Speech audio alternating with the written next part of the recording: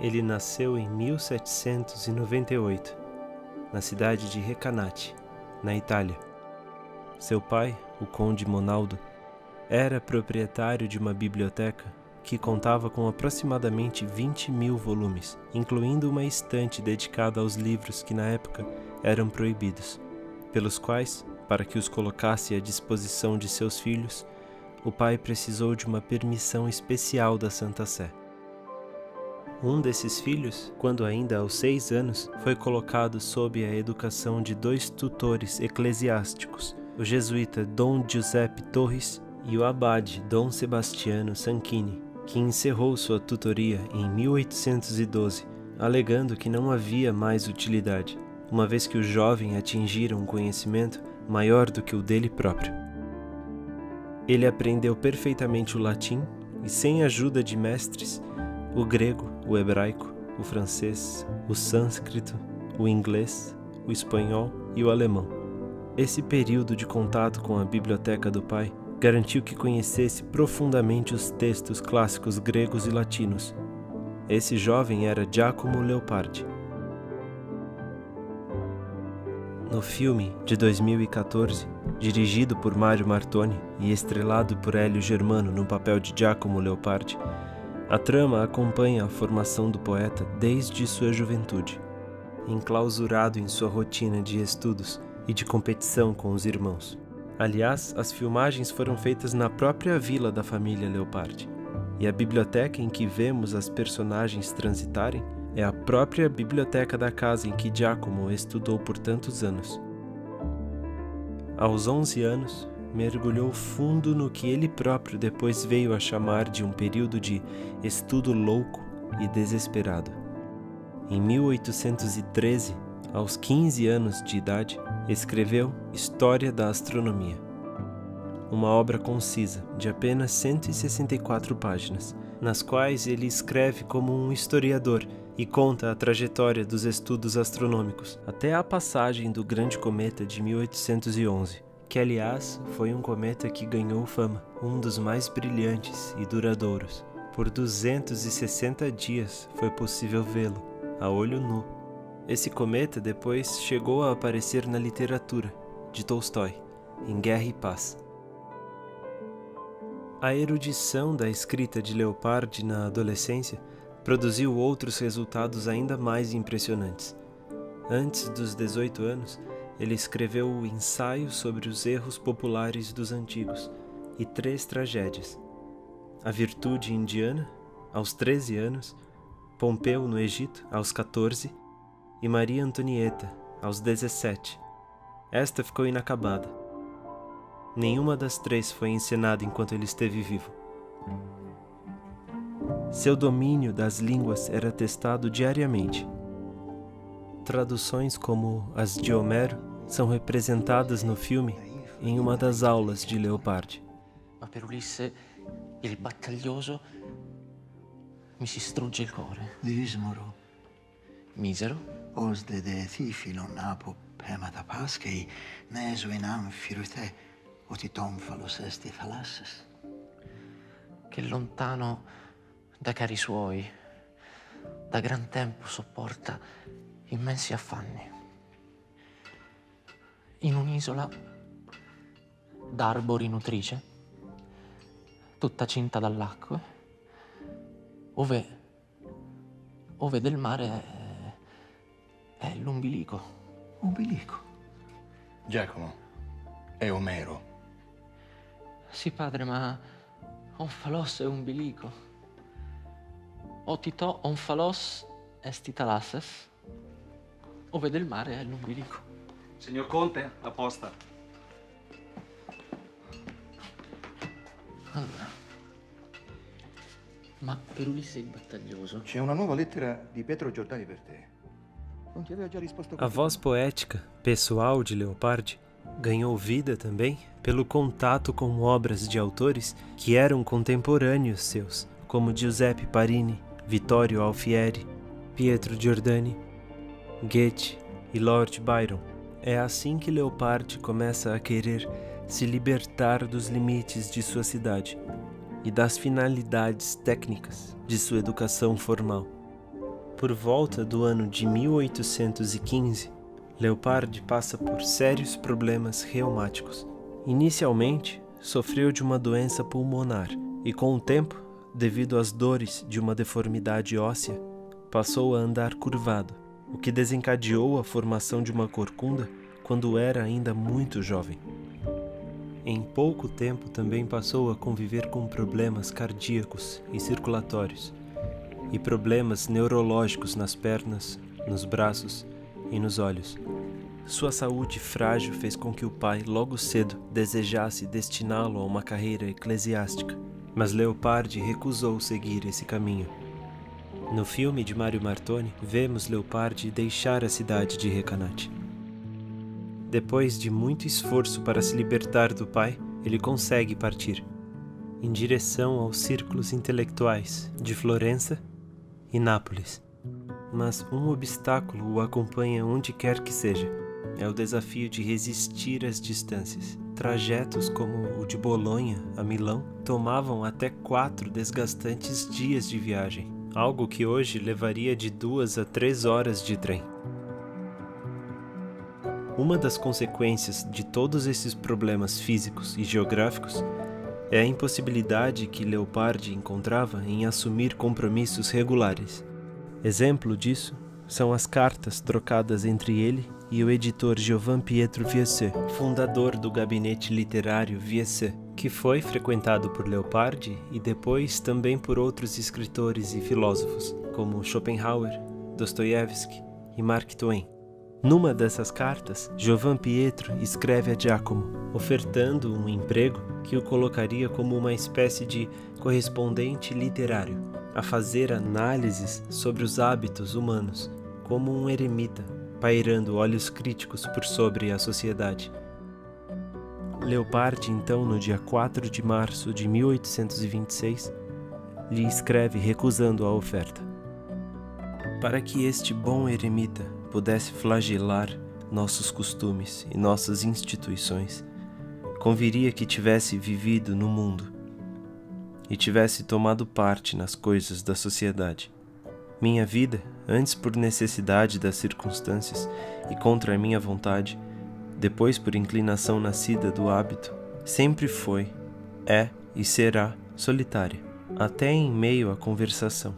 Deste hábito e desta característica nasce naturalmente que os homens são aos meus olhos o que são na natureza, isto é, uma minúscula parte do universo, e que as minhas relações com eles e as relações entre eles de fato não me interessam, e por não me interessarem, não as observo a não ser superficialmente. Por isto, esteja certo de que em toda a filosofia social eu sou um verdadeiro ignorante. Entretanto, sou acostumado a observar o homem em si, as suas relações com o resto da natureza, das quais, com toda a minha solidão, eu não posso me libertar. Considere certo, portanto, que a minha filosofia, se quiser honrá-la com este nome, não é do gênero que se aprecia e agrada neste século, mas é útil a mim mesmo, pois me faz considerar todas as coisas como quimeras, e assim me ajuda a suportar a existência. Mas não sei quanto possa ser útil à sociedade e convir a quem deva escrever a um jornal. A poesia de Leopardi é resultado de uma filosofia que enxerga a dor e o prazer como mazelas indistintas, por serem frutos de uma mesma consequência do dever da existência humana, porque uma é resultado da impossibilidade de se realizar os desejos, enquanto a outra é resultado do momentâneo saciamento do desejo, o qual, por natureza, logo dá lugar a uma próxima vontade. Não é por acaso que o filósofo alemão Schopenhauer admirava profundamente Leopardi, a quem considerava, inclusive, um irmão espiritual italiano. Ambos descobriram que o sofrimento humano está em seus desejos, pois o desejo é feito de insatisfação, e quando é momentaneamente realizado, logo acostuma o corpo ao prazer, e o consome em busca da repetição. É, portanto, uma espera por algo que não chega. O desejo não aceita o fim, e existe nisso a iminência do esvaziamento de significado do próprio ato de se desejar algo, pois só se sustenta pela busca insaciável. Em seu diário pessoal, conhecido como Zibaldone, em que expôs pensamentos na forma de ensaios sobre literatura e filosofia, Leopardi escreveu sobre essa incoerência do prazer e sobre o absurdo de isso comandar nossas buscas. O prazer não é um abandono e um esquecimento da vida. É uma espécie de sono e de morte. O prazer é mais uma privação ou uma depressão de sentimentos do que um sentimento, e muito menos um sentimento vivo. É quase uma imitação da insensibilidade e da morte, um encostar-se quanto mais se pode ao estado contrário da vida e à privação dela, pois a vida é, por natureza, dor. Ainda assim, na poesia de Leopardi, que poderia parecer uma visão obscura e pessimista do mundo, encontramos, na verdade, o lugar de uma reflexão positiva sobre a beleza da imaginação, que pode, ela, descobrir sobre-humanos silêncios, e neles a verdade de um infinito que existe para além dos nossos desejos demasiadamente pequenos. Note-se que a natureza quis que a imaginação não fosse considerada pelo homem como tal, ou seja, não quis que o homem a considerasse uma faculdade enganadora, mas sim conhecedora, e, portanto, tomasse sonhos da imaginação por coisas reais, e, por consequência, estivesse animado pelo imaginário, como sendo o verdadeiro. O lugar de Leopardi no mundo é mesmo parecido com aquilo que Giovan Pietro Vesey desejava para o seu jornal, o lugar de um eremita, pois as limitações que Leopardi encontra na experiência da vida o colocam em uma alternância de papéis. Ele vive, ora, o papel de ser humano, cheio de desejos irrealizáveis, ora, o papel de ser como a natureza, apenas um observador, estranho ao mundo. Leopardi tinha consciência de que a poesia poderia avançar o pensamento humano para o campo das investigações filosóficas sobre a existência e sobre o significado desse nosso dever de existir. Em seu diário, ele fala sobre a poesia ser filosofia. O verdadeiro poeta é profundamente disposto a ser um grande filósofo, e o verdadeiro filósofo a ser um grande poeta. Na verdade, nenhum nem o outro pode ser perfeito se não participar mais do que mediocremente do outro gênero. Sempre caro mi fu quest'ermo colle e questa siepe che da tanta parte dell'ultimo orizzonte il guardo esclude.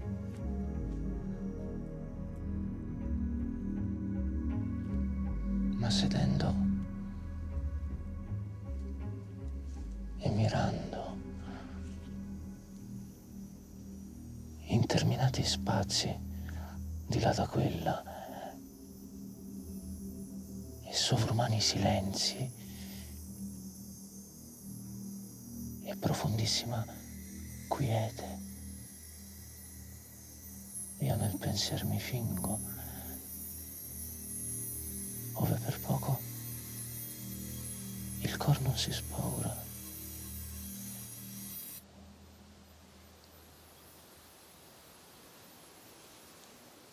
E come il vento odo stormir tra queste piante, io quello infinito silenzio a questa voce vo comparando. E mi soffian l'eterno e le morte stagioni e la presente è viva e il suon di lei. Così, tra questa immensità s'annega il pensier mio E il naufragare m'è dolce in questo mare.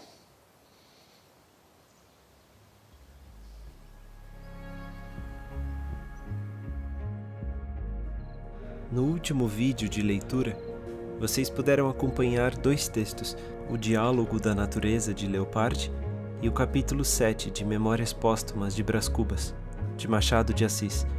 44 anos após a morte do poeta italiano, Machado parece entrar nos sonhos de Brás Cubas para dar continuidade ao texto de Leopardi.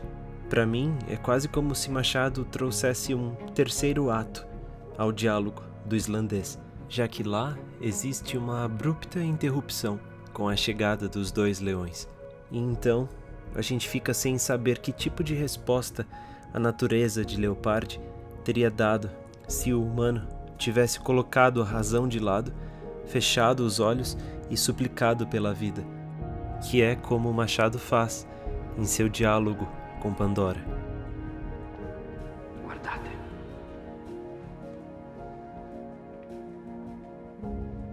Questa psiche non è una statua, ma è viva, viva.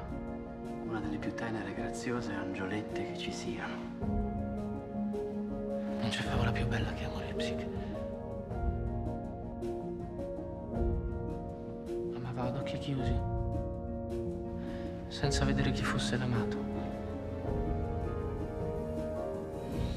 10 anos depois da primeira edição do livro em que está o seu diálogo com a natureza, Leopardi passou a viver na Villa delle Ginestre, em Torre del Greco, nas habitações que se erguiam diante do Monte Vesúvio. É ali que ele escreve os seus últimos versos, registrados no poema La Ginestra, ou A Flor do Deserto. Aqui o eu lírico dirige suas palavras a uma flor que nasce nos arredores do vulcão Vesúvio. Leopardi exterioriza a fragilidade do seu corpo, porque parece perceber agora que o corpo da natureza é vulnerável, como o dele. Também ela, com todo o seu equilíbrio sagrado, está sujeita a ser levada embora, por forças como a da lava que se esconde sob a terra. Desamparada, a vida teima em nascer tão perto do tormento inevitável.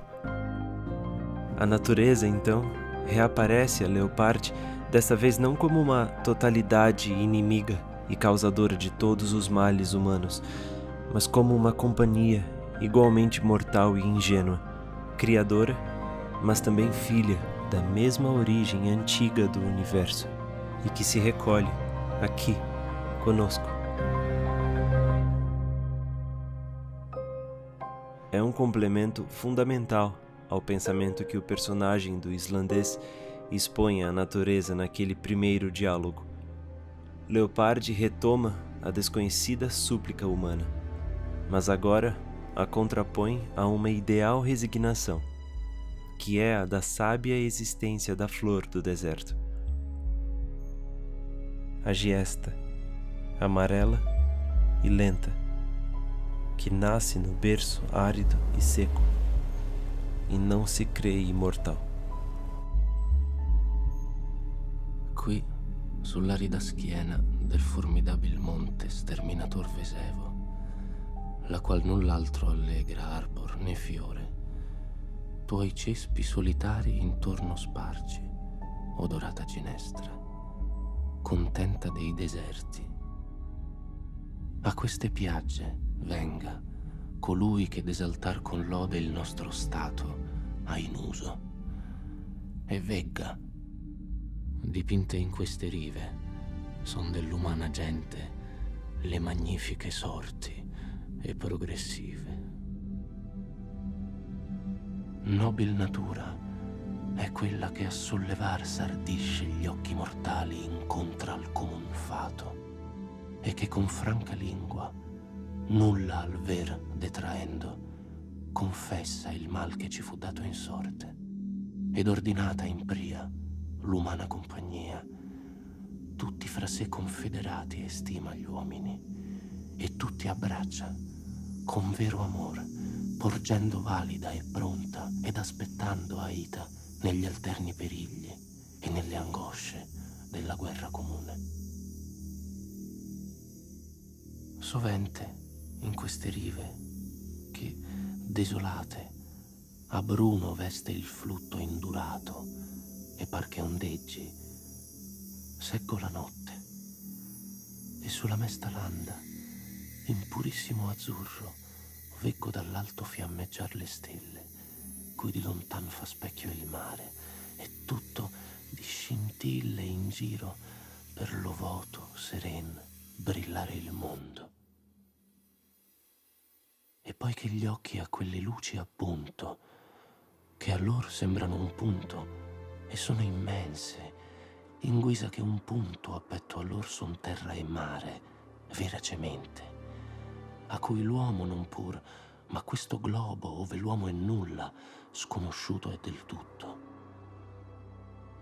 E quando miro quegli ancor più senza alcun fin remoti, nodi quasi di stelle, che a noi paion qual nebbia al pensier mio, che sembri allora, o prole, dell'uomo.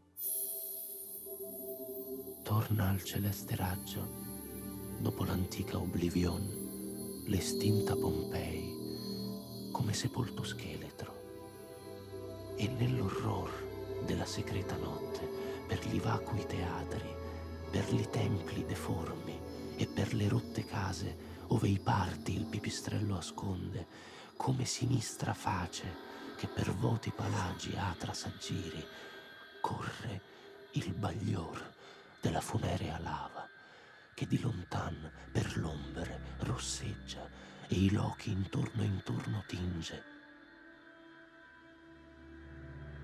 E tu, lenta ginestra, che di selve odorate queste campagne dispogliate adorni, anche tu, presto, alla crudel possanza soccomberai del sotterraneo fuoco e piegherai sotto il fascio mortal non renitente il tuo capo innocente